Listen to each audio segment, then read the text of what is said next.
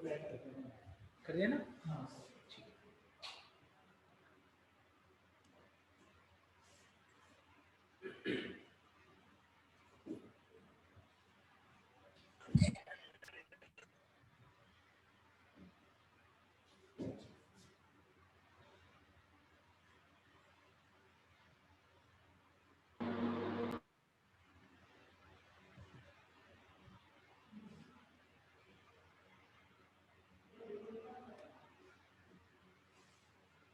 Good afternoon. Good afternoon. Good afternoon sir. Sir आप तो बहुत अच्छा गिटार बजाते हो। तुमने क्या लिया? सर ढूंढने में तो भगवान मिल जाते, आपका गाना ही था वो तो। अरे कहाँ पे मिल गई? आप भी सोचो सर कहाँ अपलोड किए थे। क्या कौन सा गाना था? वो गाना बता तो बताते हैं। Sir national anthem. अच्छा, ओके ओके ओके। समझ गए। हाँ वो अभी भी मिल गया वो तुमको। Good afternoon sir. Good afternoon. Good afternoon.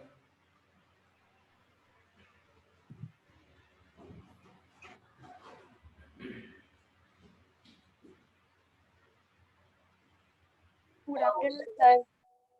Good afternoon sir. Good afternoon बच्चे।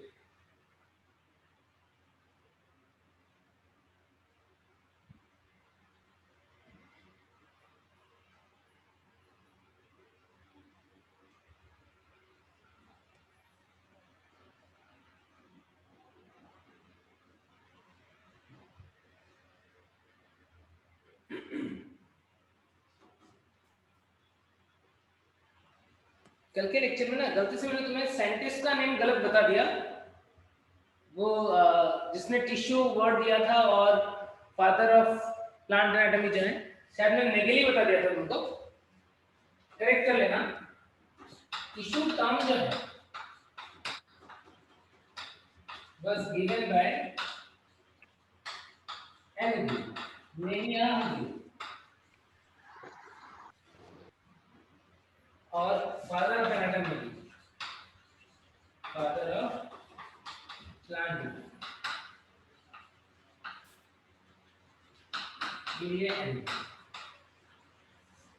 ये करेक्ट कर लेना सब बच्चे। कल वाले लेक्चर में मैंने गलत बता दिया था, सब बच्चे करेक्ट कर लो इसको, है ना। नेगेली ने तो जाइलम और फ्लोएम वर्ड दिया था, गलती से मुझे वो ध्यान रह गया, उस टाइम पे नहीं याद है। ये करेक्ट कर लो सब बच्चे। तो आज अभी तक 38 ही बच्चे हैं।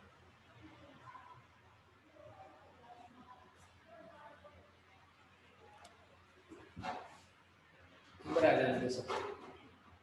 अरे सर वो ना, सर आगे का डेट को डाल के लिंक बनाया ना, तो सब लोग उसी को टच कर रहे हैं, डेट को देख नहीं रहे थे, तो आए नहीं अभी तक। हाँ 27 मार्च के नोटिफिकेशन था। हाँ मैं भी उसी को क्लिक करी थी, बार बार से देखिए डेट तो अलग है कर। ग्रुप पे डाल दो, तुम्हारे जो पर्सनल ग्रुप है उस पे डाल दो मैसेज को, व्हाट्सएप ग्रुप जो तुम्हारे। डाल के हैं सर, बता दिया। सर मैंने किया था मैसेज। अच्छा कर दिया।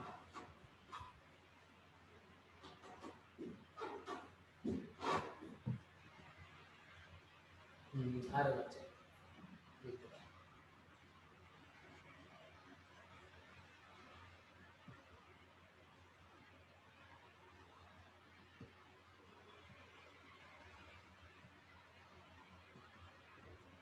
सर हाँ बच्चे। ये जो आप बोले वो नेगेली ने क्या दिया था? नेगेली ने जाइलम एंड फ्लोएम वर्ड दिया था, जाइलम एंड फ्लोएम का। Okay sir. है ना, करेक्ट कर।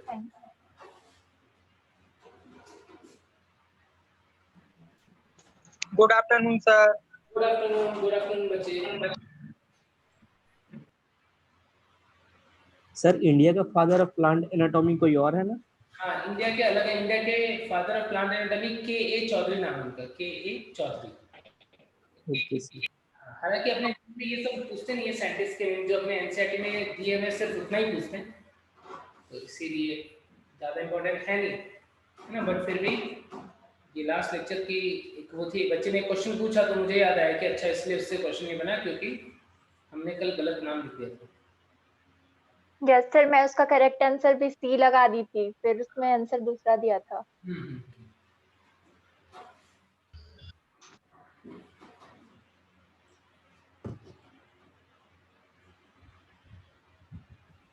ठीक है, सभी बच्चे जो हैं वो इसका वो करेक्ट कर लेना।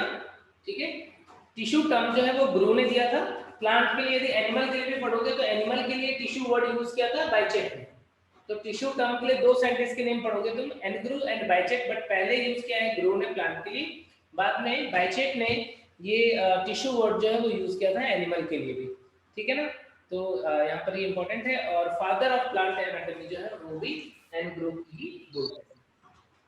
ठीक है, चलो अब आगे स्टार्ट करते हैं। लास्ट लेक्चर में हम लोग मेरिस्टेमेटिक टिश्यूज जो हैं, मतलब लास्ट लेक्चर में हमने टाइप्स ऑफ टिश्यूज पढ़ लिए थे, कौन कौन से टाइप के होते हैं। डिवीजन की बेसिस पे दो मेन टाइप थे, एक मेरिस्टेम था और एक परमानेंट टिश्यू था, meristematic tissue and permanent tissue. तो मेरिस्टेमेटिक टिश्यू जो है उसको हम डिटेल में देखेंगे।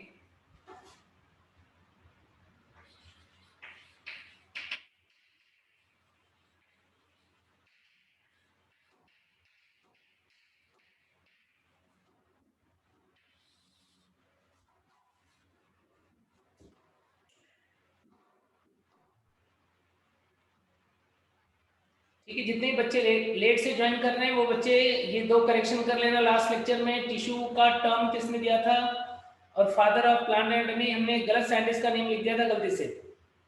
ठीक है ना, सभी बच्चे इसको करेक्ट कर लो। जो भी बच्चे लेट से आए हैं वो बोर्ड पे देख रहे हैं, दो वो लिखे हुए जो कल लिखा था हमने, उसमें मिस्टेक था। ठीक है, अब आगे बढ़ते हैं। जितने बच्चों को बैठना था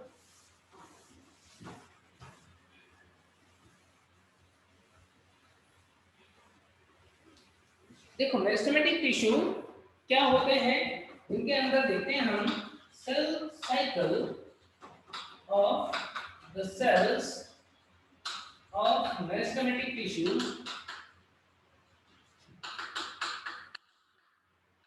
is running continuously। Cell cycle क्या होता है जानते हो क्या? सेल साइकिल होता है जब सेल डिवीजन होता है उस टाइम पे कुछ इवेंट्स होते हैं जो साइकिल की फॉर्म में बार बार आते हैं। जैसे इंटरफेस के अंदर G1 S G2, फिर M फेज के अंदर prophase, metaphase, anaphase, telophase, S phase, cytokinesis वगैरह होता है। तो वो बार बार रिपीट करता रहेगा यदि सेल्स के अंदर, कौन से टिश्यू के अंदर, मेरिस्टेमेटिक टिश्यू के अंदर। ठीक है, अब इनकी प्रॉपर्टी क्या होती है, ये सेल्स जो है मेरिस्टेमेटिक टिश्यू जो है इनकी प्रॉपर्टी क्या होगी। देखो यहाँ पर यदि तुम देखोगे सेल का साइज, तो सेल कैसे होंगे, सेल्स आर स्मॉलर, छोटे साइज के होंगे।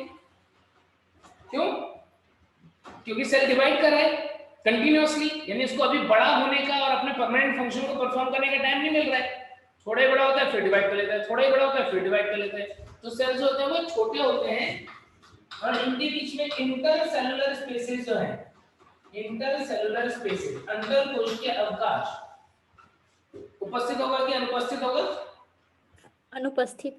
अनुपस्थित होगा, एब्सेंट। इंटरसेलुलर स्पेसेस जो है वो एब्सेंट होते हैं इनके, ठीक है, या फिर बहुत ही कम होगा, नॉर्मली तो एब्सेंट ही होते हैं। ठीक है, इनके अंदर सेल वॉल, कोशिका भित्ति किस टाइप का होगा, प्राइमरी, प्राथमिक कोशिका भित्ति एंड सेलुलोजिक होता है। प्राथमिक कोशिका भित्ति उपस्थित होती है, वो भी किसकी बनी होती है, मुख्यतः सेलुलोज की बनी होती है। साइटोप्लाज्म कैसा होता है इनका, cytoplasm is dense and nucleus is prominent। Cytoplasm जो है वो कम है, साइटोप्लाज्म कम है, वो भी डेंस है। मेटाबॉलिक एक्टिविटीज चल रही है भाई, प्रोटीन सिंथेसिस वगैरह चल रहा है, साइटोप्लाज्म डेंस होगा और न्यूक्लियस जो है वो प्रोमिनेंट होंगे। ठीक है, इनके अंदर कोशिका अंगक, सेल ऑर्गेनेल की बात करें तो कोशिका अंगक विकसित होंगे कि अल्प विकसित होंगे, बोलो? बॉडी या अदर ऑर्गेनेल्स जो है वो, मान लो क्लोरोप्लास्ट है, तो वो विकसित होंगे कि अल्प विकसित होंगे? अल्प विकसित। क्योंकि फिर सर divide हो रहा है ना। कर रहा है ना। Cell organelles are less developed, क्योंकि अभी इसको अपना परमानेंट काम तो करना नहीं, डिवाइड करना है। जब इसको काम करना होगा उस टाइम पे क्या होगा, उस टाइम पे ये डिसाइड करेगा कि कौन सा ऑर्गेनेल ज्यादा चाहिए, कौन को किसको विकसित करना है, किसको नहीं करना है। तो इनिशियली मेस्टमेटिक टिश्यू में सेल ऑर्गेनेल्स जो होते हैं वो लेस डेवलप्ड होते हैं, यानी ईआर हुआ, वॉल्यूम हुए, लेस डेवलप्ड होंगे और बाद में विकसित होते हैं। यदि मैं बात करूं प्लास्टिड, तो प्लास्टिड एब्सेंट होगा कि प्रेजेंट? एब्सेंट। हाँ, परमानेंट होगा उस टाइम। तो अभी क्या होगा, अभी प्लास्टिक अपने अनडेवलप्ड फॉर्म में होगा, जिसको हम क्या बोलते हैं, प्रोप्लास्ट। प्रोप्लास्ट ऐसे मतलब प्लास्टिड का बच्चा है प्रोप्लास्ट, तो बड़ा होकर के क्या बनेगा, कोई भी प्लास्टिड, क्लोरोप्लास्ट, क्रोमोप्लास्ट, ल्यूकोप्लास्ट, ऐसे सब बनेंगे। तो प्रोप्लास्टिड इज, ठीक है। तो ये कुछ स्पेशल प्रॉपर्टी है मेस्टमेटिक सेल की कि सेल छोटे छोटे होते हैं, इंटरसेलुलर स्पेसेस एब्सेंट होते हैं, सेलुलर प्राइमरी सेलुलोजिक होता है, साइटोप्लाज्म जो है वो डेंस होता है, न्यूक्लियस जो है वो डोमिनेंट होगा, यानी सुविकसित टाइप का भी होगा और थोड़ा बड़ा दिखेगा रिलेटिवली, और कोशिका जो है वो लेस डेवलप्ड होता है। प्लास्टिड जो है वो एब्सेंट होता है, प्रोप्लास्टिड प्रेजेंट होता है। एक और भी चीज वैक्यूल दीप्तिका, दीप्तिका का काम क्या है, जो स्टोर्ड फूड है, वेस्ट मटेरियल को मेनली स्टोर करना। तो अभी तो सेल डिवाइड करना है, तो इसके अंदर वेस्ट मटेरियल वगैरह ज्यादा होंगे नहीं, तो वैक्यूल जो है वो एब्सेंट होता है इनके अंदर। और संचित भोजन पदार्थ उपस्थित होगा कि अनुपस्थित होगा? जब वैक्यूल एब्सेंट है तो वो भी एब्सेंट होगा। हाँ, क्यों? क्योंकि अभी तो ये क्विकली डिवाइड कर रहा है, जब ये परमानेंट बनेगा, पेरेन्काइमा वगैरह बन गया, तब ये स्टोर करना स्टार्ट करेगा। ठीक है, तो इस तरीके से मेस्टमेटिक टिश्यू की कुछ इंपॉर्टेंट प्रॉपर्टीज हैं जो तुम्हें पता होनी चाहिए। ठीक है, अब मेस्टमेटिक सेल की प्रॉपर्टीज देखी, अब इसके टाइप देखते हैं। टाइप के बारे में नाम जो है वो तो हमने लास्ट लेक्चर में भी देख लिए थे कि किस किस आधार पर इसके कौन-कौन से टाइप्स हम पढ़ रहे थे। तो डेवलपमेंट की बेसिस पे हमने देखा, on the basis of development तीन टाइप के थे। कौन-कौन से? प्रोमेरिस्टेम, सेकेंडरी मेरिस्टेम, तीन टाइप थे। इसका प्रोमेरिस्टेम, होता है प्राइमरी मेरिस्टेम, और एक होता है secondary meristem.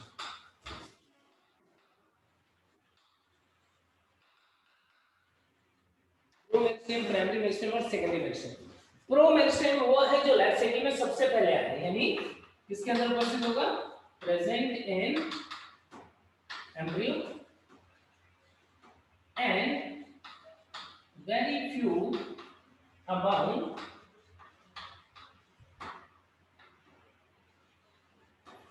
on the root and shoot apical meristem। Root और शूट अपिकल मेरिस्टेम क्या होता है, मेनली परमानेंट, लेकिन उसकी भी टिप पे बहुत थोड़े अमाउंट में प्रोमेरिस्टेम जो है वो उपस्थित होते हैं। काम क्या होता है, यही डिवाइड करेगा। मान लो एम्ब्रियो के अंदर बहुत सारे सेल से जो डिवाइड कर रहे हैं, तो डिवाइड करके क्या बनाएंगे, शूट बनाएंगे, रूट बनाएंगे, यानी प्रीम्यूल रेडिकल का फॉर्मेशन करेंगे। तो प्रीम्यूल और रेडिकल के अंदर जो सेल आएंगी वो कौन सी होगी, टिप पे तो होगी प्रोमेरिस्टेम, और उसके बाद उससे बनेगा क्या, प्राइमरी मेरिस्टेम। यानी प्रोमेरिस्टेम का फंक्शन क्या होता है, it give rise to primary meristem.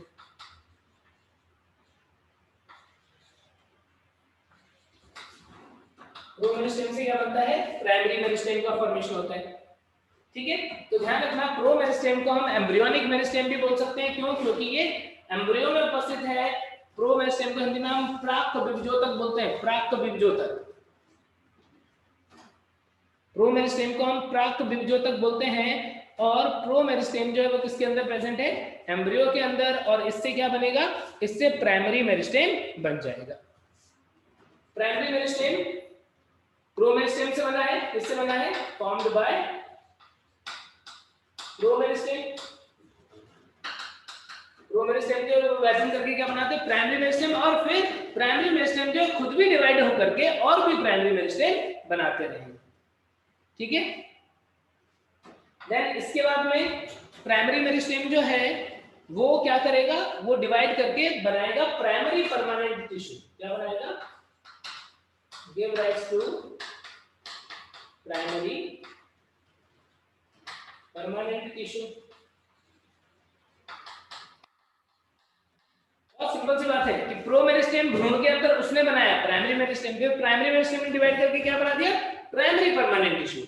फिर यदि प्राइमरी परमानेंट टिश्यू के अंदर दोबारा डिवीजन की पावर आ जाए तो क्या बन जाएगा, सेकेंडरी मेरिस्टेम। कैसे बन जाएगा, formed by D-differentiation, formed by de-differentiation of primary permanent tissue। प्राथमिक स्थायी ऊतक के अंदर विभेदन से, डी-डिफरेंशिएशन को हिंदी में बोलते हैं विभेदन, तो उससे बन जाता है सेकेंडरी मेरिस्टेम। और सेकेंडरी मेरिस्टेम बनाएगा क्या, बोलो, give rise to secondary permanent tissue. Permanent tissue. अब कुछ एग्जांपल देखो। प्रो मेरिस्टेम का हमने बात किया, एम्ब्रियो के अंदर है मेनली। प्राइमरी मेरिस्टेम की बात करें तो इसका एग्जांपल क्या हो सकता है, शूट अपेकल मेरिस्टेम, और क्या हो सकता है, रूट अपेकल मेरिस्टेम, और क्या हो सकता है बताओ, क्या इंटरकैलरी भी आएगा, अंतर्वेशी, इंटरकैलरी अंतर्वेशी विभजोतक मेरिस्टेम। कहीं पे भी हिंदी वर्ड नहीं बता पड़े पूछ लेना।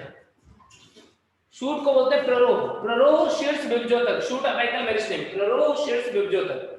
रूट अपेकल मेरिस्टेम मूल शीर्ष विभजोतक, इंटरकैलरी मेरिस्टेम अंतर्वेशी विभजोतक। इसके अलावा एक और भी ध्यान रखना है,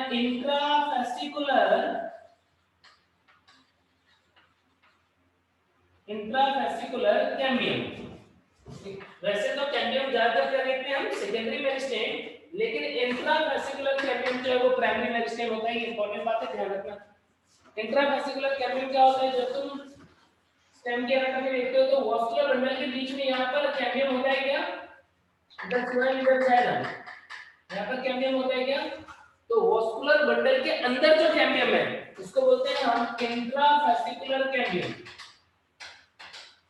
या इसको हम इंट्राफेसिकुलर कैम्बियम को हम और क्या बोल सकते हैं, इसको हम फेसिकुलर कैम्बियम भी बोल सकते हैं। जो वास्कुलर बंडल के अंदर विभजोतक होता है, कैम्बियम होता है, उसको हम इंट्राफेसिकुलर कैम्बियम बोल देते हैं।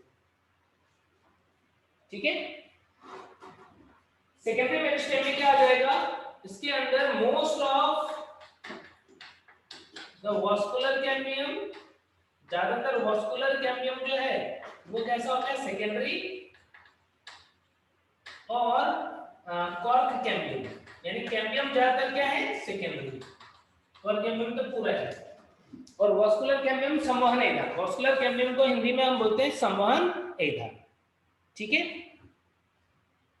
चाहो तो स्क्रीनशॉट ले लो।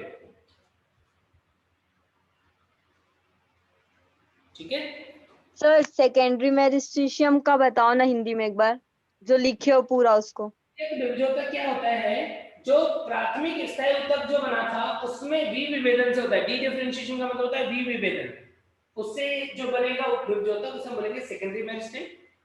और ये क्या करेगा, ये सेकेंडरी परमानेंट टिश्यू, द्वितीयक स्थायी ऊतक का निर्माण कर देगा। सर वेस्कुलर कैम्बियम को और कुछ भी बोलते हैं क्या? वास्कुलर कैम्बियम को संवहन एधा ही बोलेंगे हिंदी में तो। और वास्कुलर कैम्बियम में दो चीजें आती है, एक आता है इंट्रावेस्कुलर कैम्बियम और दूसरा आता है यहाँ बीच में जो था, यहाँ पे जो बनता है इनके बीच में ये वाला पार्ट, इसको क्या बोलते हैं, इसको बोलते हैं इंटरवेस्कुलर कैम्बियम। तो ये दोनों मिला के वास्कुलर कैम्बियम होता है स्टेम के अंदर। दोनों के बीच में जो होगा वो इंटर, और जो वास्कुलर बंडल के अंदर होगा वो इंट्रा। ठीक है, हम डिटेल में भी देखेंगे। सर अगर वेस्कुलर कैम्बियम के दोनों टाइप हैं, इंटरफेसिकुलर और इंट्राफेसिकुलर कैम्बियम, तो फिर इंट्राफेसिकुलर कैम्बियम प्राइमरी मेरिस्टेम में कैसे आ रहा है? क्योंकि ये पहले से ही बना हुआ है, यानी प्रो मेरिस्टेम में बनाया था प्राइमरी मेरिस्टेम, और उसी प्राइमरी मेरिस्टेम की सेल है ये इंट्राफेसिकुलर कैम्बियम, इसलिए प्राइमरी है। ये डी डिफरेंशिएशन से नहीं बना था, ये परमानेंट टिश्यू के डी डिफरेंशिएशन से नहीं बना था, इसलिए हम इसको प्राइमरी बोलते हैं। बाद वाले तो किससे बने थे, डी डिफरेंशिएशन से बने थे, इसलिए हमने उसको सेकेंडरी में लिया था। ठीक है, अब ये टर्म्स जो मैं यूज कर रहा हूं एक बार बहुत अच्छे से क्लियर करके बताऊंगा कि क्या मीनिंग है इनका, मैं क्या बोल रहा हूं, विभेदन, विभेदन, आखिर ये क्या चीज होगी, एक बार मैं आपको सारी चीजें बहुत क्लियर करके बताऊंगा। सर एक बार प्रो मेरिस्टेम बताइए ना। प्रो मेरिस्टेम का मतलब वो सबसे पहले बनने वाला, प्रो का मतलब क्या है, जो सबसे पहले बनता है। तो फिर उनमें से कुछ फिर डिवाइड होके फिर प्राइमरी मेरिस्टेम बनते हैं। फिर वो डिवाइड करके क्या बना देते हैं, प्राइमरी मेरिस्टेम, जो कि रूट और शूट के टिप पे आ जाता है, तो उसे हम रूट अपेकल मेरिस्टेम, शूट अपेकल मेरिस्टेम बोल देंगे, तो वो हो गया प्राइमरी मेरिस्टेम। और वो प्राइमरी मेरिस्टेम की सेल और भी कहीं होगी तो भी प्राइमरी मेरिस्टेम, यानी इंटरकनेक्ट के बाद है ना। अभी सर सारे सेल डिवाइड नहीं होते हैं ना, कुछ ही होते हैं। देखो कुछ सेल तो कंटीन्यूअसली डिवाइड करते रहेंगे और क्या करेंगे, मेरिस्टेम बना के रखेंगे, कुछ डिवाइड करके परमानेंट में कन्वर्ट हो जाते हैं, ठीक है ना, कुछ परमानेंट में भी तो कन्वर्ट होंगे। हाँ ठीक है, इस तरीके से। हाँ देखो जैसे मान लो हम देख रहे हैं कि प्राइमरी मेरिस्टेम, प्राथमिक विभजन, प्राथमिक विभजोतक की कोशिकाओं का क्या काम है, क्या कोई स्पेशल काम कर रहे हैं क्या, या सिर्फ विभाजन कर रहे हैं। प्राइमरी मेरिस्टेम की सेल कुछ खास काम कर रही है कि सिर्फ डिवीजन कर रही है, परमानेंट टिश्यू का नहीं, सिर्फ डिवीजन कर रही है ना। तो ये कोशिकाएं कैसी है, अविभेदित है। हिंदी में लिखोगे, इंग्लिश में, इंग्लिश में लिखता हूं ज्यादा आसान है, अनडिफरेंशिएटेड, अनडिफरेंशिएटेड सेल्स, अविभेदित कोशिका। प्राइमरी मेरिस्टेम जो है उनकी कोशिका कैसी है, उनकी कोशिका का कुछ विशिष्ट कार्य नहीं है, सिर्फ विभाजन करना है, इसलिए उनका नाम क्या रखा है, अविभेदित कोशिकाएं, अनडिफरेंशिएटेड सेल। प्राइमरी मेरिस्टेम का काम क्या बताओ, क्या काम है, क्या बनाता है ये, बोलो। Primary permanent tissue, primary permanent tissue, primary permanent tissue. अब प्राइमरी परमानेंट टिश्यू के अंदर बहुत सारी कोशिकाएं होंगी, अभी प्राइमरी परमानेंट टिश्यू का काम क्या है, कुछ विशिष्ट कार्य करना है, जहां पर उसके अकॉर्डिंग कुछ स्पेशल काम करेगी। तो इसकी सेल क्या होगी, अपना काम करने के लिए क्या हो गई, विभेदित हो गई, होगा कि नहीं भाई, ये तो अविभेदित थी, इसकी कोशिकाएं क्या हो जाएंगी, विभेदित हो जाएंगी, मीनिंग डिफरेंशिएट हो जाएंगी। तो इसके अंदर जो सेल्स होंगी वो कैसे होंगी, डिफरेंशिएटेड सेल्स। अब मुझे बताओ कि यदि अविभेदित कोशिका से विभेदित कोशिका बन रही है तो क्या प्रोसेस को विभेदन बोल दोगे क्या, अनडिफरेंशिएटेड सेल से डिफरेंशिएटेड सेल बन रही है, इसका मतलब इस प्रोसेस को क्या तुम विभेदन बोल दोगे, विभेदन। Yes yes sir. डिफरेंशिएशन, यानी जब प्राइमरी मेरिस्टेम में डिफरेंशिएशन होता है तो क्या बन जाता है, वो प्राइमरी परमानेंट टिश्यू। क्या अविभेदित, विभेदित और विभेदन, ये तीनों टर्म क्लियर हो गए सबको, yes sir. Yes sir.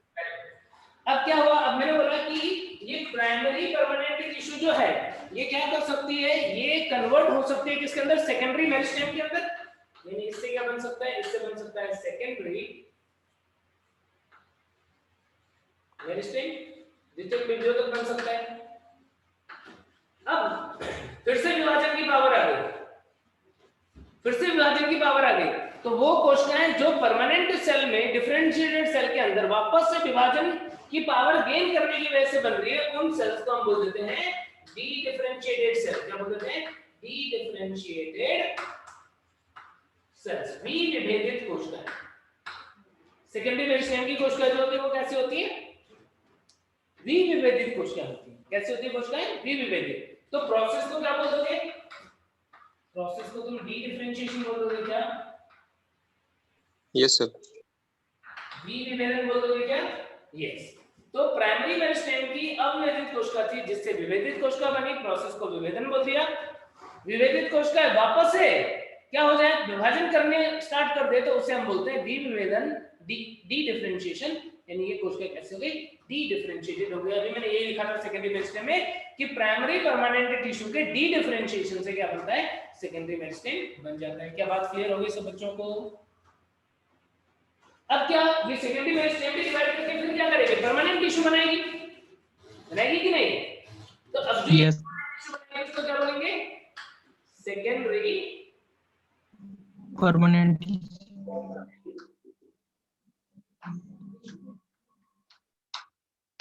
Secondary permanent tissue बन गया। क्या फिर से दोबारा से परमानेंट हुई है, दोबारा से कुछ काम करने के लिए क्या हो गई, विशिष्टीकृत हो गई या विभेदित हो गई, तो क्या बोलेंगे, दोबारा से विभेदित हुई है, रीडिफरेंशिएशन। क्या बोलोगे, पुनर्विभेदन हो गया, रीडिफरेंशिएशन। कोशिकाएं कैसे हो गई, पुनर्विभेदित कोशिका या रीडिफरेंशिएटेड, यानी सेकेंडरी मेरिस्टेम की जो सेल्स होगी वो क्या होगी, रीडिफरेंशिएटेड सेल्स होगी। क्या बात समझ में आ रही है सब बच्चों को कि प्राइमरी मेरिस्टेम की सेल्स अनडिफरेंशिएटेड, इसका डिफरेंशिएशन हो गया, डिफरेंशिएटेड सेल का मतलब primary permanent tissue. Primary permanent tissue के अंदर डिफरेंशिएशन हुआ, सेकेंडरी मेरिस्टेम में सेकेंडरी मेरिस्टेम की कोशिकाओं को क्या बोलते हैं, डिफरेंशिएटेड सेल। और जब इन सेकेंडरी मेरिस्टेम के अंदर डिफरेंशिएशन हुआ तो क्या बन जाएगा, सेकेंडरी परमानेंट टिश्यू। क्या बात समझ में आ गई सब बच्चों को? ये कुछ वो टर्म्स हैं जो बच्चों को जीवन भर सताती रहती हैं कि क्या होता है विभेदन, क्या होता है दीर्घ विभेदन, क्या होता है पुनर्विभेदन, किसमें कौन सी कोशिकाएं हैं।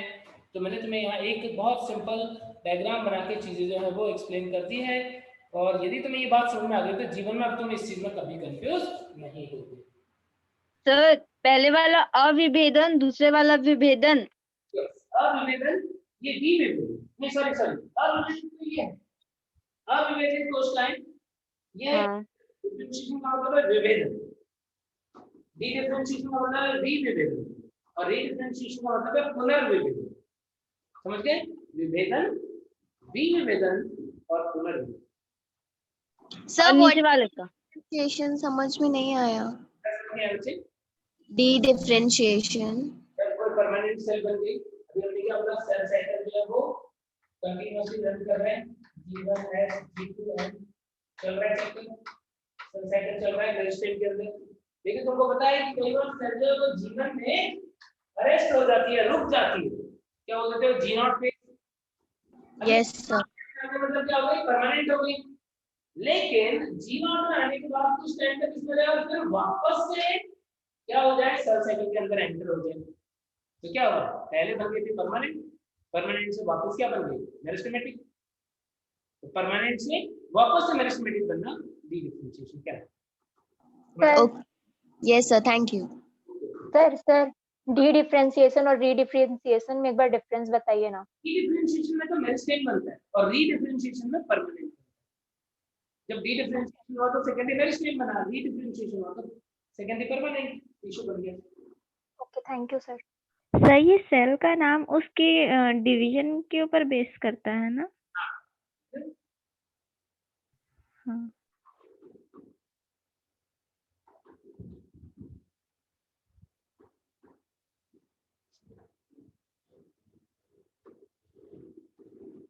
अब इसके बाद में देखो मेरिस्टेम के और भी टाइप्स, पोजीशन के बेसिस कौन कौन से होते हैं, होता है अपाइकल मेरिस्टेम,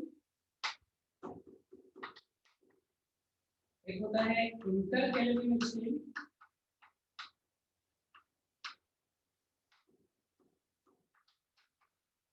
और थर्ड होता है लेटरल मेरिस्टेम। पोजीशन के अकॉर्डिंग तीन टाइप। अपाइकल मेरिस्टेम की बात करते हैं सबसे पहले। तना देखा होगा, जड़ देखी होगी, स्टेम और रूट। स्टेम की बात करते हैं। स्टेम की जो टिप होती है उसके ऊपर क्या होता है, इसके ऊपर मेरिस्टेम होता है। ध्यान से देखा होगा तुमने कभी स्टेम को, तो ऊपर कुछ इस तरीके से छोटे छोटे लीफ के बच्चे निकलते होते हैं, जिन्हें हम बोलते हैं लीफ प्राइमोर्डिया या पर्ण आते। क्या बोलते हैं, लीफ प्राइमोर्डिया या पर्ण आते। यहाँ पर जो कोशिकाएं हैं, यहाँ पर जो कोशिकाएं, बहुत छोटी छोटी कोशिकाएं जो लगातार बहुत फास्ट कोशिकाएं हैं, और इनसे ही क्या हुआ, इनसे ही बन गया है लीफ प्राइमोर्डिया। ये मेरिस्टेम क्या है, ये है शूट एपिकल मेरिस्टेम। हिंदी में क्या बोलोगे? प्ररोह शीर्ष कोशिका बिंदुक, प्ररोह शीर्ष बिंदुक। और यहाँ पर भी क्या बन रहा है इसका? ये बन रहा है लीफ प्राइमरी, कर्ण आदि, कर्ण आदि तने में टिप पे या कोई भी शाखा है उसके टिप पे ऐसा होता है। रूट के अंदर यदि हम देखें तो रूट में क्या होगा?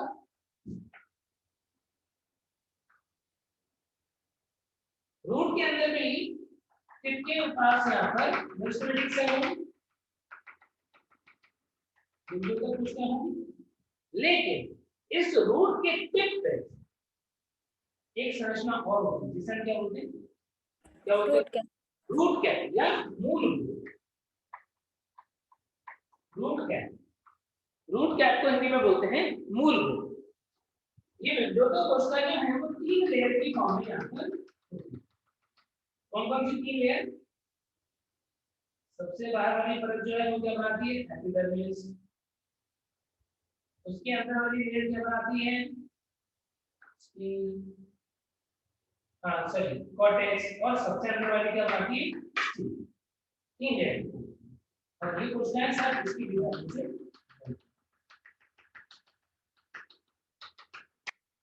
तो रूट कैप के ऊपर यहाँ पर ये है रूट एपिकल मेरिस्टेम। और इससे बन क्या रहा है? जो सबसे बाहर एपिडर्मिस बना रही है उसको बोलते हैं प्रोटोडर्म,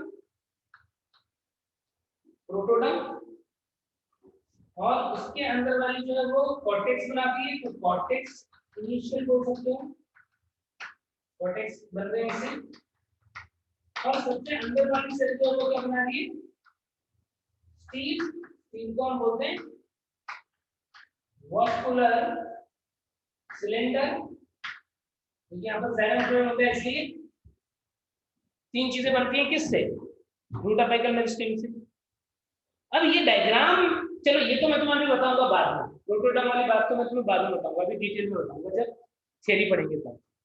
अभी इस डायग्राम को देख करके क्या कंक्लूजन है कि प्ररोह और मूल के शीर्ष पे क्या है? प्ररोह शीर्ष विभेदक और मूल शीर्ष विभेदक। लेकिन दोनों में अंतर क्या है कि शूट अपिकल मेरिस्टेम जो है वो सबसे दूरस्थ भाग पर है, टर्मिनल मोस्ट पोर्शन पे है। शूट अपिकल मेरिस्टेम कहां पर है? टर्मिनल मोस्ट पोर्शन पे है। लेकिन क्या रूट अपिकल मेरिस्टेम भी टर्मिनल मोस्ट या डिस्टल मोस्ट पोजीशन पे है क्या, कि उससे थोड़ा सा ऊपर है? ऊपर है, थोड़ा सा ऊपर है। सब अपिकली प्रेजेंट होता है। क्यों? क्योंकि बिल्कुल टिप पे तो रूट कैप होता है, इसलिए। क्या बात समझ में आ गई? क्या रूट कैप जो है इस रूट अपिकल मेरिस्टेम को सुरक्षा भी प्रदान कर रहा है क्या? Yes sir. Yes sir. Apical meristem को सुरक्षा भी प्रदान कर रहा है क्या? शूट अपिकल मेरिस्टेम को सुरक्षा कौन प्रदान करेगा? लीफ। Leaf primordial. यस, पढ़ना देख इसके ऊपर ऐसे बचा रहे। सही बात है कि नहीं? जब ये ऊपर की तरफ ग्रो कर रहा था उस टाइम पे इसने क्या किया? मान लो यहाँ पर कहीं ऊपर ग्रो करने जाएगा तो क्या हो जाएगा? यहाँ पर एक ऐसी लेयर छूट जाएगी इसके मेरिस्टेमेटिक सेल की, जो कि कुछ कम की तरफ से छूट जाएगी। इनमें से कुछ कोशिकाएं जो है वो इंजीनियरिंग बल के रूप में हो सकती है, और जो लीफ प्राइमोर्डिया था उससे क्या बन चुका होगा? बोलो, लीफ बन चुका होगा क्या? Yes sir. ऐसा हो जाएगा क्या? वो ये जब ऊपर ग्रो करेगा तो ऐसे यहाँ पर बन जाएगा, ये ऊपर चला जाएगा, फिर और ऊपर ग्रो करेगा तो इस तरीके से ऊपर की तरफ क्या होता है? लीफ का निर्माण, फर्न का निर्माण होता है। कुछ बिंदु का क्वेश्चन फर्न के यहाँ पर पक्ष में रह जाती है, इसको हम इंजीनियरिंग वर्ड कक्षीय कलिका बोलते हैं। क्या बोलो? यस, बिल्कुल सर। कक्षी कलिका। कक्षीय कलिका या कक्षीय कलिका। यहाँ पर जो इंट्रावेस्कुलर कैम्बियम होता है, जो वॉस्कुलर बंडल था यहाँ पर, तो वॉस्कुलर बंडल के अंदर भी कुछ कैम्बियम होगी, यहाँ पर भी बन रहा होगा कैम्बियम, और इसी कैम्बियम की कुछ सेल जो है वो कहाँ चली जाएंगी? लीफ के अंदर।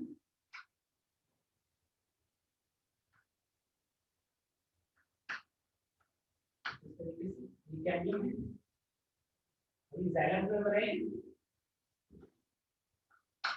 तो लेटरल मेरिस्टेम जो है उससे ही क्या हो रहा है, वास्कुलर सप्लाई बढ़ रही है, यानी कि जाइलम फ्लोएम जो है वो इस तरीके से साइड से कहां पर चला जाता है, लीफ में चला जाता है। तो इस डायग्राम में तुम्हें क्या दिख रहा है, शूट मेरिस्टेम के साथ साथ तुम्हें क्या इंटरकैलरी मेरिस्टेम दिख रहा है क्या,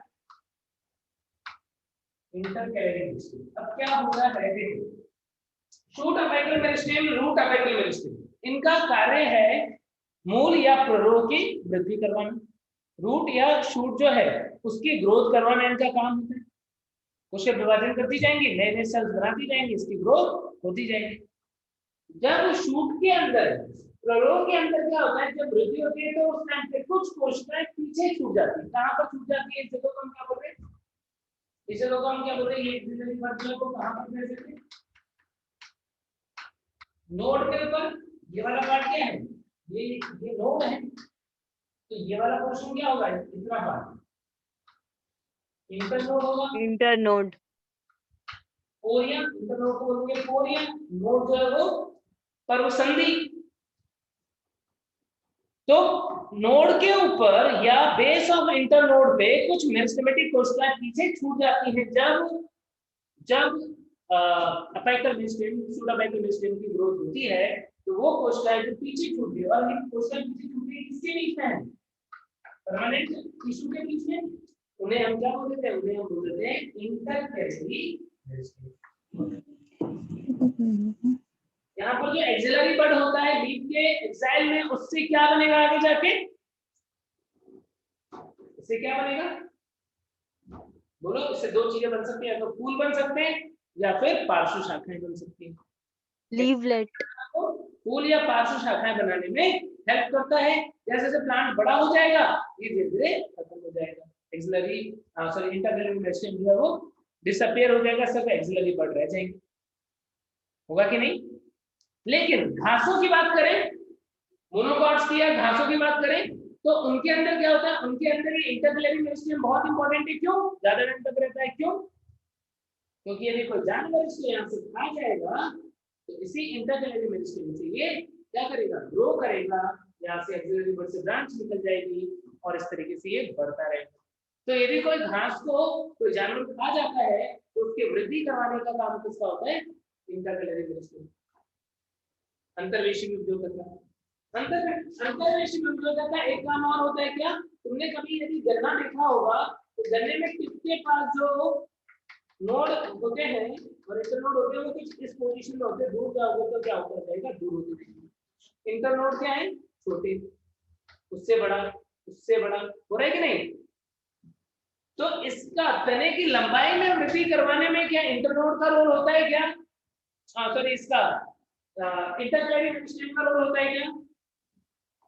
ये कोशिका विभाजन करेगी तो क्या होगा, तने की लंबाई बढ़ जाएगी। तो यहाँ पर ध्यान रखना कि इंटरकैलरी मेरिस्टेम की क्रियाशीलता से तने की लंबाई में वृद्धि होती है। समझ गए क्या? सर वहाँ पे इंटरकैलरी मेरिस्टेम नोड्स पे प्रेजेंट होते हैं, या तो नोड्स के ऊपर होगा या बेस ऑफ इंटरनोड होगा। यहाँ पे तो नोड पे है, या तो फिर ये बेस ऑफ इंटरनोड पे भी हो सकता है, दो जगहों पे हो सकता है, तो नोड या इंटरनोड के आधार पे, बेस पे। Okay thank you. Sir regenerate करने का भी काम करता है क्या? कोई कैपिटल यदि से खा जाए किसी को तो क्या होगा, प्लांट मर जाएगा कि वापस से ग्रो करना स्टार्ट कर देगा इस इंटरकैलरी मेरिस्टेम से, फिर से ग्रो करना स्टार्ट कर, है ना? Yes sir. और लेटरल मेरिस्टेम जो होता है, पार्श्व विभेदक जो होता है, उसका काम क्या होता है, उसका काम होता है पार्श्व वृद्धि करवाना, गर्त बढ़ाना। लेटरल मेरिस्टेम से क्या होता है, विड्थ या गर्त इंक्रीज, यानी या तो चौड़ाई या मोटाई बढ़ी। कैसे? जैसे पत्ती है तो लीफ है, लीफ के अंदर यहाँ मार्जिन पे कुछ मेरिस्टेम है जिसकी वजह से क्या होता है, फर्न जो है उसकी चौड़ाई बढ़ गई इस मेरिस्टेम से। तो क्या बोलते हैं इसको बोलते हैं मार्जिनल मेरिस्टेम, सीमांत बिंदु। तो इसकी क्रियाशीलता से पर्ण की चौड़ाई बढ़ रही, क्या बोलोगे, लेटरल मेरिस्टेम। गर्त बढ़ेगा उधर क्या, जैसे कैम्बियम है, मान लीजिए डाइकोटोमी में इसके अंदर ये वॉस्कुलर बंडल है और हमने क्या देखा, हमने देखा यहाँ पर वॉस्कुलर कैम्बियम। तो क्या वॉस्कुलर कैम्बियम की सक्रियता से मोटाई बढ़ती है कि नहीं? सेकेंडरी जाइलम फ्लोएम बनता है, मोटाई बढ़ती है कि नहीं बढ़ती है? बोलो सर अटक गए। हाँ पॉज हो गया। इसीलिए हाँ पॉज हो गया। इसीलिए क्या हो जाएगा, कैम्बियम जो है वो क्या हो जाएंगे, लेटरल मेरिस्टेम। कैम्बियम जो होता है वो क्या होता है, लेटरल मेरिस्टेम होता है। लेटरल मेरिस्टेम से क्या होगा, मोटाई बढ़ेगी। क्या तीनों मेरिस्टेम समझ में आ गए? एक बार वापस से रिपीट कर रहा हूं, ध्यान देना, जिसका भी कुछ छूट गया वो ध्यान देना। अपाइकल मेरिस्टेम प्ररोह या मूल के शीर्ष पे उपस्थित होता है, प्ररोह के दूरस्थ भाग पे और मूल के अंदर सब टर्मिनल या सब अपाइकली उपस्थित होता है। कोश का विभाजन करके मूल और प्ररोह की वृद्धि करवाता है। इस तरीके का काम होगा इसका। यदि शूट में देखते हैं, प्ररोह में देखते हैं, तो ग्रोथ के टाइम पे कुछ अपाइकल मेरिस्टेम की कोशिका पीछे छूट जाती है, कहां पर, नोड पर या बेस ऑफ नोड पर या बेस ऑफ इंटरनोड पर, और या फिर एक्सिलरी बड के रूप में लीफ के एक्साइल में छूट जाती है। उन्हें हम क्या बोलते थे, उन्हें हम बोलते थे इंटरकैलरी मेरिस्टेम। इंटरकैलरी मेरिस्टेम जो है वो समय के साथ में क्या हो जाता है, डिसअपीयर हो जाता है, लेकिन एक्सिलरी बड जो है वो पार्श्व शाखा बनाने में या फूल से रुक गए। हाँ मोनोकॉट। हाँ पॉज हो रहा है सर। पॉज हो रहा है क्या? सर नेटवर्क चेंज कर दो। अभी चला क्या? अभी चल रहा है क्या?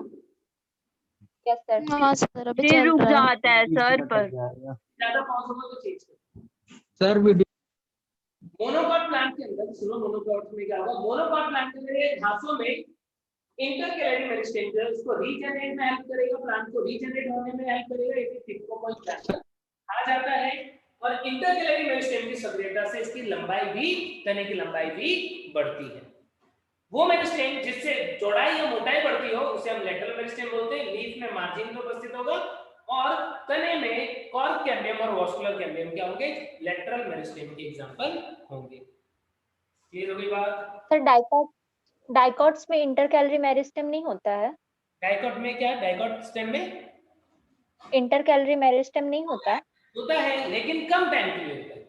बना, फिर जब उसकी ग्रोथ होने लग जाएगी तो वो डिसअपीयर हो जाएगा। और सर बुक में तो सेकेंडरी मेरिस्टेम और लेटरल मेरिस्टेम को और करके लिखा है, तो क्या दोनों सेम चीज है? नहीं, अधिक ज्यादातर सेम चीज, क्योंकि मैंने क्या बोला था, most of cambium and vascular cambium cork cambium secondary meristem बोला था कि नहीं? Yes sir. Functional point of view से यदि बात करें तो सारे कैम्बियम सेकेंडरी हैं, ठीक है। तो अपने एनसीईआरटी में और करके लिखा हुआ है, लेकिन वो पूरी तरीके से कैम्बियम जो है वो सेकेंडरी में पूरी तरीके से कैम्बियम जो है वो सेकेंडरी मेरिस्टेम नहीं होगा, ज्यादातर मोस्ट ऑफ द पार्ट जो है वो सेकेंडरी मेरिस्टेम होगा, ठीक है। अब इसके बाद में क्रियात्मक रूप से फंक्शनल पॉइंट ऑफ व्यू से यदि हम देखें तो मेरिस्टेम जो है तीन प्रकार के होते हैं। कौन से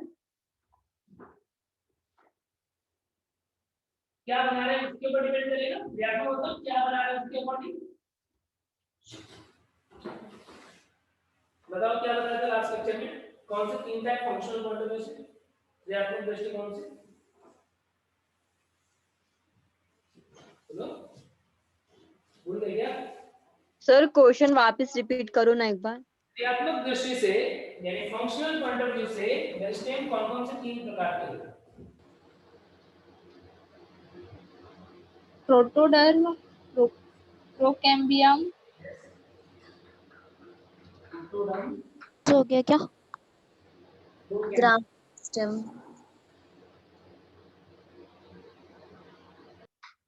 एंड ग्राउंड।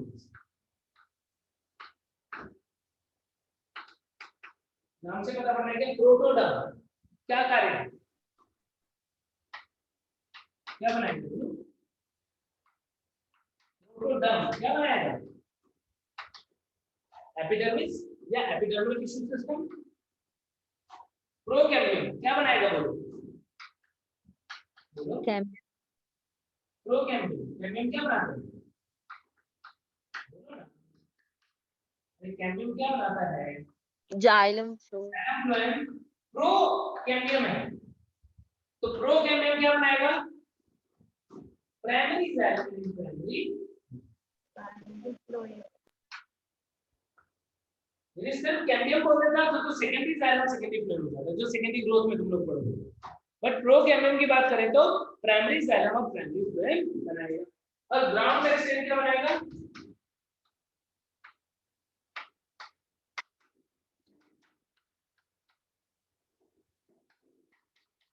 बोलो।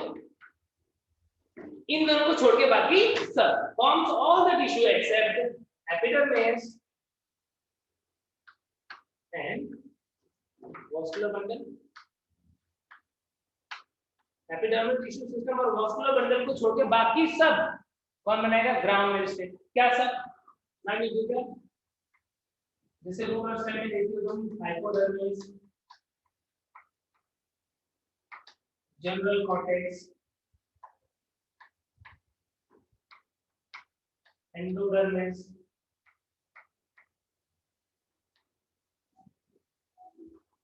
इन तीनों को मिला के हम कॉर्टेक्स बोल देते हैं। फिर इसके अंदर स्टी का पेरिसाइकल, के अलावा मेडुलरी रेस। रूट में मेडुलरी रेस की जगह क्या होता है? कंजक्टिव टिश्यू, कंजक्टिव टिश्यू, पेट। और लीफ में ग्राउंड टिश्यू क्या होता है? मीजोफिल होता है कि नहीं? तो ये सारा का सारा ग्राउंड टिश्यू कौन बनाएगा? Ground meristem. तो protoderm, epidermis, procambium, primary xylem, primary phloem. अब इनके अलावा जो भी बचा वो सारा ग्राउंड मेरिस्टेम बना देगा। क्लियर हो गई बात? क्या इतनी बातें सब बच्चों को समझ में आ गई क्या? Yes sir. ठीक, तो फिर अब देखो मेरिस्टेमेटिक टिश्यू के रिलेटेड रूट और स्टेम जो है उनके अंदर मेरिस्टेमेटिक टिश्यू का कैसा अरेंजमेंट होता है, कैसा ऑर्गेनाइजेशन होता है, उसके लिए कुछ इंपॉर्टेंट थ्योरी है जो मेन के लिए यहाँ पर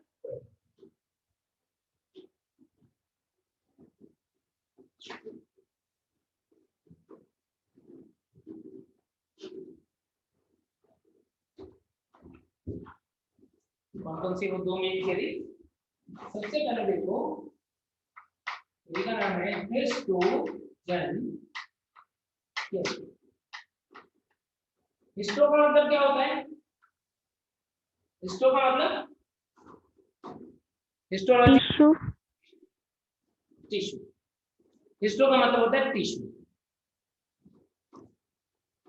ठीक है, तो हिस्टोजन टिश्यू बनाने वाला, इसको बोलते हैं हिस्टोजन थ्योरी। दिया था किसने? गिवन बाय हेस्टिंग नाम के साइंटिस्ट ने। उन्होंने क्या बोला? उन्होंने बोला कि थ्री मेन हिस्टोजन, कितने? Three main histogen. किसके लिए एप्लीकेबल है? मेनली रूट के लिए एप्लीकेबल। ध्यान रखना, हिस्टोजन थ्योरी मेनली किसके लिए एप्लीकेबल होता है? रूट के लिए। थ्री मेन हिस्टोजन जो इस थ्योरी के अकॉर्डिंग वो कौन कौन से होते हैं? वो होते हैं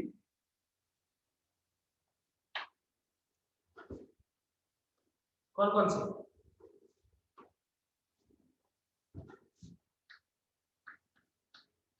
डर्मेटोजन,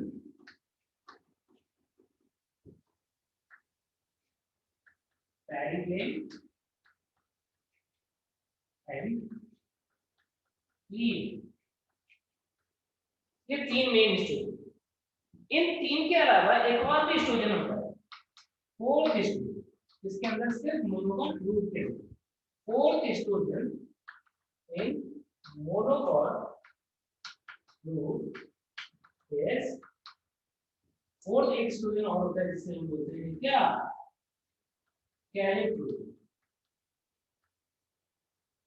कैलिब्रोज ये बोलता है हिस्टोजन थ्योरी।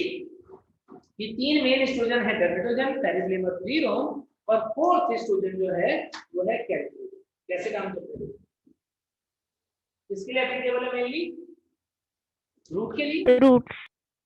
तो मैं रुक जाएगा।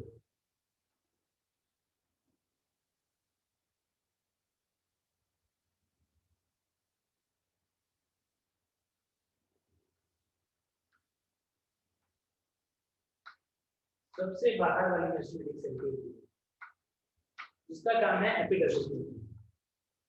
ये एपिडर्मिस, इसका नाम क्या है? इसका नाम है डर्मेटोजन।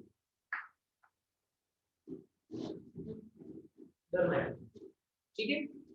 अब यदि हम रूट के अंदर भी डाइकॉट रूट की बात करें तो डाइकॉट रूट में यही डर्मेटोजन जो है वो क्या बना देगा? वही बना देगा एक और भी लेयर, जिससे क्या बनेगा? रूट के। लेकिन मोनोकॉट रूट के अंदर यदि हम बात करें तो ये लेयर अलग है, इसका नाम क्या हो जाएगा? कैलिक रूट हो जाएगा। मोनोकॉट रूट में ये 4 एक्स्ट्रा एक्स्ट्रा। सर रुक गए क्या? क्या हुआ? हाँ तो स्टॉप हो रही है ना। हो गया क्या? सर आप पॉज हो जा रहे हो।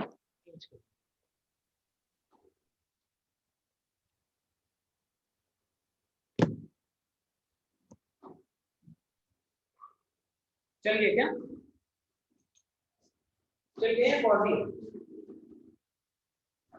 सर नहीं पढ़ाते हो तो ना नहीं रहता पॉज, और पढ़ाते हो तो पॉज हो जाता। चलो, तो यहाँ पर कैलिट्रोजन जो है इसने क्या किया? कैलिट्रोजन वाली लेयर में यहाँ पर बना दिया क्या? रूट। कैलिट्रोजन वाली लेयर का काम क्या है? क्या बनाना? रूट। किसके अंदर? कैलिट्रोजन वाली लेयर किसके अंदर है? ये मोनो।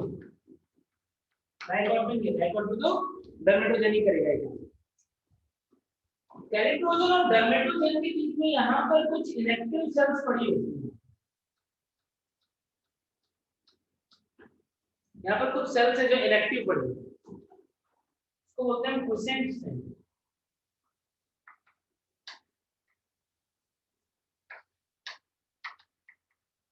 शांत बिंदु, क्विसेंट सेल को हिंदी में बोलोगे शांत बिंदु। बाकी नाम यही है, इंग्लिश में जो है वही हिंदी में। तो कैलिट्रोजन ने रूट क्या बनाया? डर्मेटोजन और कैलिट्रोजन के बीच में भी कुछ इलेक्ट्रिक सेल पड़ी है, तो हम क्विसेंट सेल बोलते हैं। तो एक लेयर की बात होती है इसकी डर्मेटोजन, और 2 लेयर की बात होती है कैलिट्रोजन। डर्मेटोजन के ठीक अंदर जो नेक्स्ट लेयर है, ये वाली लेयर, इस लेयर का क्या नाम है?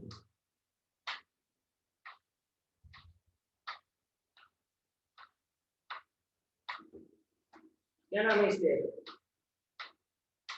बोलो।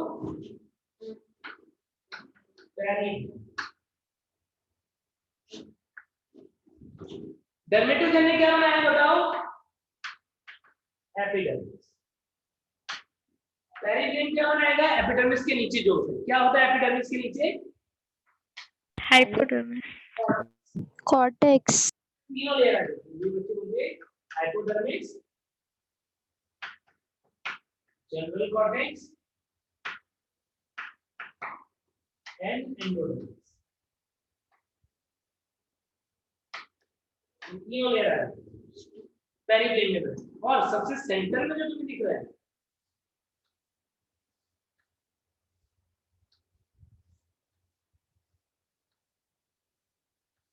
कुछ इस तरह सारे मैस्टोमेटिक सेल ये बनाएंगे।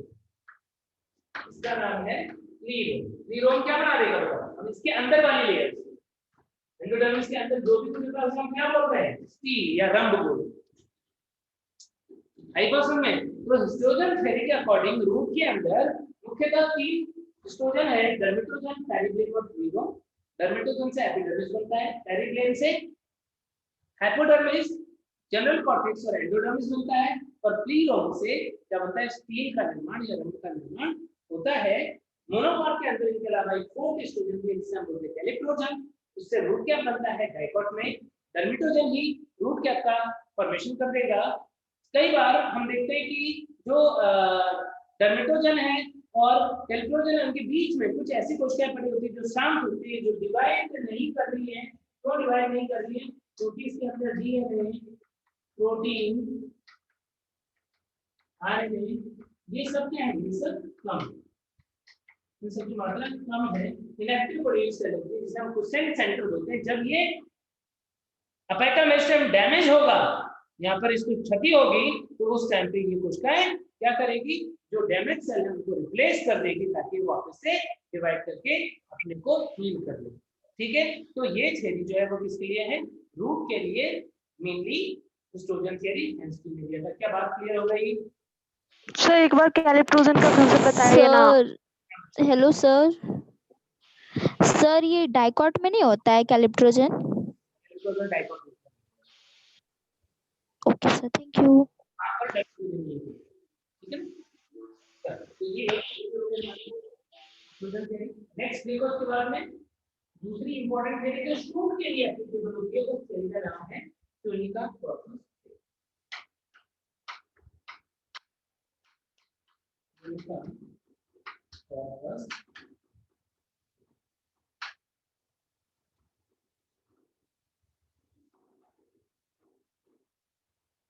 देखो, वैसे तो थ्योरीज बहुत सारी हैं और हमारे एनसीईआरटी में भी है, लेकिन इसमें से ये जो दो थ्योरी मैं तुमको पढ़ा रहा हूँ, हिस्टोरियन वाली और ट्यूनिका कॉर्पस वाली, ये इंपॉर्टेंट इसलिए है क्योंकि यदि तुम्हें ट्यूनिका कॉर्पस थ्योरी समझ में आ गई तो तुम जब एनसीईआरटी में रूट अपेक्टल मेरिस्टेम वाला डायग्राम आज करके देखोगे तो तुम्हें वो डायग्राम समझ में आएगा। यदि तुम्हें ट्यूनिका कॉर्पस थ्योरी नहीं पता होगी तो एनसीईआरटी का रूट अपेक्टल मेरिस्टेम वाला जो डायग्राम है वो तुम्हें किसी हालत में समझ नहीं आएगा।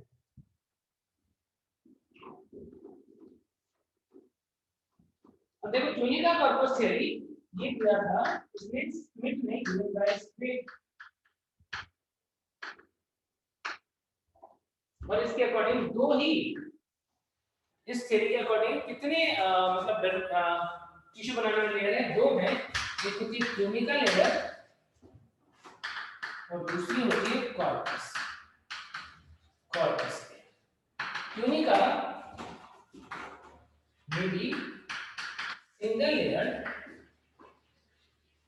और मल्टी लेयर, एक परत हो सकती है, बहुपरतीय हो सकती है, लेकिन कॉर्पस जो है वो हमेशा कैसी होती है, ऑलवेज मल्टी लेयर,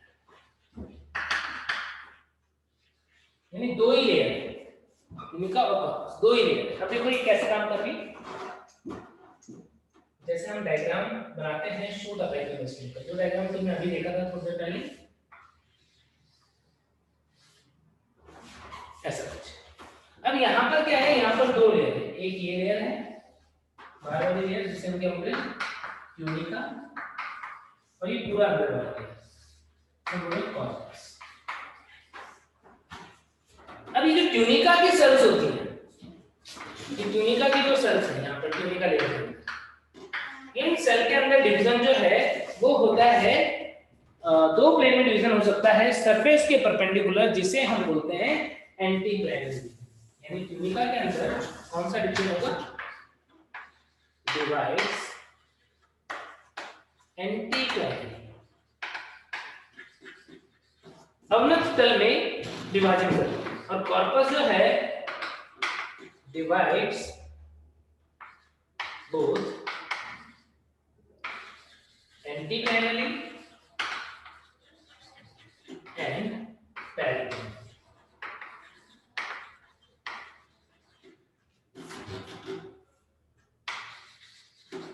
एंटीक्लाइनल डिवीजन करके बनाएगी क्या, एपिडर्मिस, और ये पहले एंटीक्लाइनल और पैरेलल डिवीजन करके क्या बनाएगी, ऑल अदर टिश्यू। देखो ध्यान से समझना क्या हुआ, अब ये समझाने वाली बात ऐसे समझ नहीं आएगी, बोर्ड पे समझ नहीं आएगी। ध्यान देना, ये चीज जो अवनत तल और परिणत तल वाला विभाजन है ये तुम्हें बोर्ड पे समझ में नहीं आएगा, ये मैं समझाऊंगा तो ही पता पड़ेगा क्या होता है। देखो जैसे मान लो एक सेल है, ये पूरा का पूरा ट्री है या कोई प्लांट है, उसके अंदर शूट अपेक्टल मेरिस्टेम, जो इतना छोटा सा टिप होगा उसमें बहुत जूम कर दो, बहुत बड़ा कर दो उसमें, ताकि तुम्हें ये जो जितना छोटा सा टिप था प्लांट का वो इतना बड़ा दिखा है, तो क्या होगा, एक सेल भी बड़ी दिखेगी, एक सेल दिखेगी, मान लो इस तरीके से इतनी बड़ी सेल, फिर यहाँ पे दूसरी, यहाँ पे तीसरी, यहाँ पे ऊपर, इस तरीके से बहुत सारी सेल्स है, एक सेल देखना। अब इस सेल से एपिडर्मिस बनाना है तो किस प्लेन में डिवीजन होना चाहिए, एपिडर्मिस बनाना है मतलब इधर भी सेल बने, इधर भी बने, इधर भी बने, इधर भी बने, एक डिवीजन ऐसे, दूसरा डिवीजन ऐसे, क्या इस प्लेन में डिवीजन करेंगे तो एपिडर्मिस बनेगी क्या? बोलो। या बोर्ड मान लो, ये बोर्ड है, अब तुम चाहते हो बोर्ड के ऊपर एक सेल है, यहाँ पे मान लो ये एक सेल है, अब मैं चाहता हूं कि ये सेल डिवीजन करके एक पूरा सरफेस ऑक्यूपाई कर ले, यानी एपिडर्मिस बना ले। तो एपिडर्मिस कैसे बनेगी? उसके लिए इधर भी सेल चाहिए, इधर भी सेल चाहिए, इधर भी सेल चाहिए, इधर भी चाहिए, इधर भी चाहिए, ऐसे चाहिए कि नहीं? बढ़ती जाएगी, क्या हो जाएगा? ये पूरा एपिडर्मिस बन जाएगा। बनेगा कि नहीं बनेगा? Yes sir. तो इसको किस प्लेन में डिवाइड करना होगा? ये जो सरफेस है इसके परपेंडिकुलर, एक इस प्लेन में और दूसरा इस प्लेन में। तो क्या हो जाएगा? बहुत सारे सेल बनती जाएंगे। तो एंटीक्लाइनल डिवीजन क्या होता है? एंटीक्लाइनल डिवीजन वह विभाजन होता है, अवनत विभाजन वह विभाजन होता है जो सतह के लंबवत होता है और इससे एक परत जो है उसमें कोशिकाओं की संख्या बढ़ती जाती है। समझ गए क्या?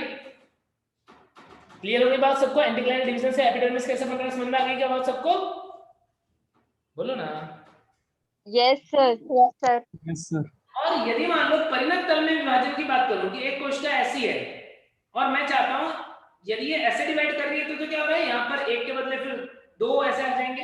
मान लो इस तल में डिवीजन किया, दो हो जाएगा ऐसा, फिर और इस प्लेन में डिवीजन हुआ तो क्या हो जाएगा? यहाँ पर और भी बन जाएंगे, 3 बन जाएगा, यहाँ पे 4 बन जाएगा, ऐसे बन जाएगा।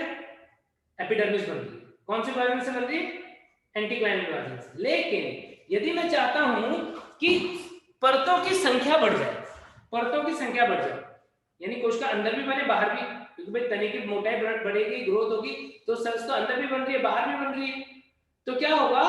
इस प्लेन में डिवीजन करना पड़ेगा। यानी एंटीक्लाइनल डिवीजन क्या कहां होगा? सतह के लंबवत। पेरिक्लाइनल डिवीजन कैसा होगा? सतह के समानांतर, ताकि एक कोशिका आगे एक कोशिका पीछे। फिर से डिवीजन हुआ, फिर से एक कोशिका आगे एक कोशिका पीछे, फिर से डिवीजन, एक कोशिका आगे एक कोशिका पीछे, यानी इस तरीके से कोशिकाओं की क्या बनने लग जाएगी? लाइन बनने लग जाएगी, रोज बनने लग जाएंगी। यानी एक और यदि मान लो दोनों विभाजन चल रहा है, ऐसे भी चल रहा है, ऐसे भी चल रहा है, ऐसे भी चल रहा है, तो क्या हो जाएगा?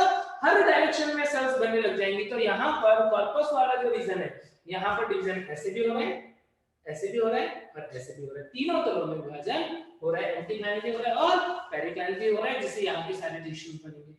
और ट्यूनिका वाली सिर्फ परत बनानी है तो सिर्फ कौन सा डिवीजन होगा? एंटीक्लाइनल डिवीजन होगा। तो ध्यान रखना, ट्यूनिका परत जो है वो केवल एंटीक्लाइनल डिवीजन शो करती है, लेकिन कॉर्पस जो है वो एंटीक्लाइनल और पेरिक्लाइनल दोनों डिवीजन शो करती है। इसीलिए ट्यूनिका से केवल एपिडर्मिस बनता है और कॉर्पस से बाकी सारे लेयर बन जाते हैं। क्लियर हो गई बात?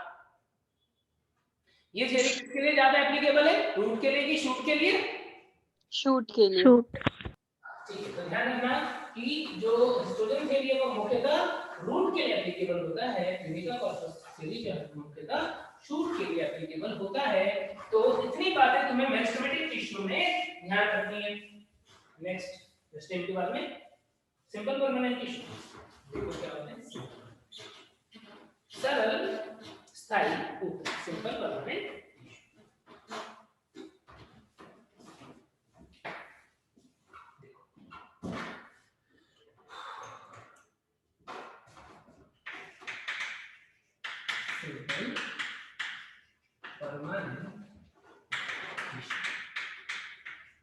जो होता है सरल स्थायी ऊतक क्या होते हैं?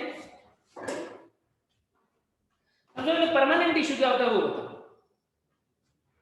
सर जिनका कार्य निश्चित हो जाता है वो आगे और विभेदित नहीं हो पाते। विभाजन नहीं करेंगे, अगर विभाजन विभेदित तो होगी, विभाजन हाँ, विभाजित नहीं होगा। यानी वो परमानेंट टिश्यू वह ऊतक है जिसकी कोशिकाएं विभाजन बंद करके अपना विशिष्ट कार्य करने के लिए विभेदित हो चुकी है और उनके अंदर कोशिका चक्र जो है, सेल साइकिल जो है वो स्टॉप हो चुका है या सस्पेंड हो चुका है, उसे हम परमानेंट टिश्यू बोलते हैं। उसमें भी सिंपल परमानेंट टिश्यू की बात करें, सरल स्थायी ऊतक क्या होगा? बोलो। जो एक टाइप की सेल से बना होगा। Yes, cells are same, work भी सेम होगा। सिमिलर इन ओरिजिन, उत्पत्ति की दृष्टि से, स्ट्रक्चर एंड फंक्शन। तो तुमने ऊतक की जो परिभाषा पढ़ी है अपने जीवन में मेरे पढ़ाने से पहले, वो किसकी परिभाषा है? वो सरल स्थायी ऊतक की परिभाषा है, जहां पे सारी कोशिकाएं उत्पत्ति, संरचना और कार्य की दृष्टि से एक जैसी होती हैं। कॉम्प्लेक्स परमानेंट टिश्यू में क्या होता है? उत्पत्ति तो समान, संरचना और कार्य जो है वो अलग अलग होते हैं, भिन्न भिन्न होते हैं। क्लियर हो गई बात? ठीक है इतनी। अब सिंपल परमानेंट टिश्यू में टैग समझने पड़ेंगे कौन-कौन से? Parenchyma, collenchyma and sclerenchyma. याद है लास्ट लेक्चर में? Simple permanent tissue parenchyma, collenchyma, sclerenchyma और complex permanent tissue xylem phloem. याद है क्या? Yes sir. Yes sir. तो सबसे पहले सिंपल परमानेंट टिश्यू में पैरेन्काइमा टिश्यू की बात करेंगे। पैरेन्काइमा को हिंदी में बोलते हैं मृदु ऊतक। नाम से कुछ पता पड़ रहा है क्या? मृदु ऊतक क्या है? मृदु है, सॉफ्ट टिश्यू है। ठीक है, इसको हम यूनिवर्सल टिश्यू भी बोलते हैं, सार्वत्रिक ऊतक भी बोलते हैं। क्यों भाई, क्यों इसे यूनिवर्सल टिश्यू भी बोलते हैं? सर क्योंकि मोस्टली सारे पार्ट्स पे यही बात है, पैरेन्काइमा। सारे प्लांट पार्ट के अकॉर्डिंग जितने भी प्लांट्स हैं जिनके अंदर ऊतक का निर्माण हुआ, चाहे हम एल्गी से देखना स्टार्ट करें तो वहां से लेकर के एंजियोस्पर्मिक प्लांट तक, सब में जितने भी पादप जिनके अंदर ऊतक उपस्थित हैं उन सब में पैरेन्काइमा ऊतक जरूर से उपस्थित होता है कि नहीं? होता है कि नहीं? इसलिए universal tissue and forms the maximum part of primary plant tissue. प्राथमिक पादप ऊतक जो हैं उनके अंदर सबसे ज्यादा मात्रा में या सबसे ज्यादा भाग बनाने वाला जो ऊतक है, बल्क बनाने वाला जो ऊतक है वो क्या होता है? पैरेन्काइमा टिश्यू होता है। अब इनकी कोशिकाएं क्या हो जाएंगी? भाई मेरिस्टेम तो छोटा था, रिक्तिका नहीं थी, बीच में कुछ इस तरीके से केंद्रक था। जब बड़ा होगा तो क्या हो जाएगा?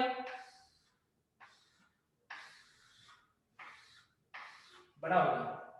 क्या केंद्रक का आकार भी बड़ा हो जाएगा क्या? कोशिका का आकार बड़ा हो जाएगा, केंद्रक का आकार भी बड़ा हो जाएगा कि नहीं? बोलो ना। जाएगी सर वहां पे। No sir. केंद्रक में तो उतने ही क्रोमोसोम है जितने पहले थे। हाँ उतना ही रहेगा। केंद्रीय रिक्तिका बन जाएगी। केंद्रक जो है वो कहाँ चला जाएगा? परिधि की ओर चला जाएगा। ऐसा कुछ हो जाएगा, हुआ कि नहीं? बात सही है, ठीक है। तो कोशिकाएं मृदुतक की तुलना में आकार में बड़ी होंगी, अलग अलग शेप की हो सकती है। Cells are larger than meristem.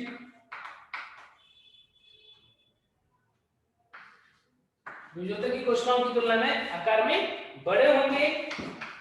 vacuole is present, काफी बड़ा भी हो सकता है, सेल के 90% जितना भाग भी ऑक्यूपाई कर सकता है। केंद्रक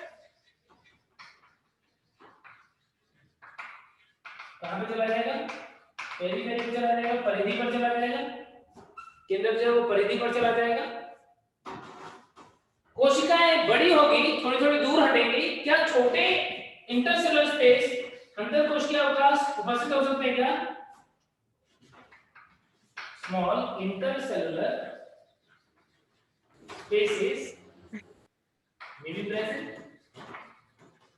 या तो अंतरकोशिकीय अवकाश अनुपस्थित या फिर छोटे अंतरकोशिकीय अवकाश जो है वो उपस्थित हो सकते हैं। कोशिका भित्ति पे लिग्निन वगैरह होगा कि नहीं होगा? बोलो।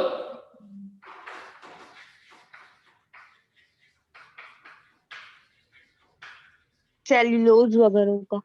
सेल्यूलोज होगा, प्राइमरी एंड सेल्यूलोज। अभी इनके ऊपर एक्स्ट्रा करने नहीं होती। कुछ में हो भी सकती है ऐसे सुबेरिन वगैरह का डिपोजिशन या क्यूटिन वगैरह का deposition, but normally cell wall जो है प्राथमिक या सेल्यूलोजिक टाइप का होता है। ठीक है, तो कोशिकाएं जो है वो आकार में थोड़ी बड़ी होंगी, केंद्रक परिधि में चला जाएगा, वैक्यूल रिक्तिका होगी। कोशिका अंकक जो है वो कैसे होंगे? सेल ऑर्गेनेल डेवलप हो जाएंगे। Cell organelles develop. Main function क्या है इनका? मेन फंक्शन है स्टोरेज ऑफ फूड, भोजन का संग्रहण करना है इनका मुख्य कार्य होता है। कुछ और भी काम करते हैं वो हम देखेंगे धीरे धीरे। ठीक है, ठीक है। और शेप क्या हो सकता है? सेल्स में भी राउंड, ओवल, इलॉन, पॉलीहेड्रल, अलग अलग शेप की सेल्स हो सकती हैं। तो ये जैसा कि मेरिस्टेम में हमने देखा था कि क्या इंपॉर्टेंट फीचर होंगे, वैसे ही पेरेन्काइमा टिश्यू के अंदर क्या क्या फीचर्स होंगे वो हमने देख लिया। अब पेरेन्काइमा के टाइप कौन से होते हैं, कॉन्काइमा, स्क्लेरेंकाइमा, ये सब हम पढ़ेंगे नेक्स्ट लेक्चर में। ठीक है, इतनी बातें समझ में आ गई? आज जो पढ़ा सर आइडियोब्लास्ट क्या होता है? क्या क्या? आइडियोब्लास्ट वो पेरेन्काइमा का ही टाइप है। पेरेन्काइमा की वो सेल जो वेस्ट मटेरियल या एर्गेस्टिक सब्सटेंस होते हैं उनको स्टोर करते हैं ना, उनको हम बोल देते हैं idioblastic type. Okay sir, thank you sir. चलो ठीक है, चलो मिलते हैं फिर। इसके बाद इतना तुम अच्छे से पढ़ के आना।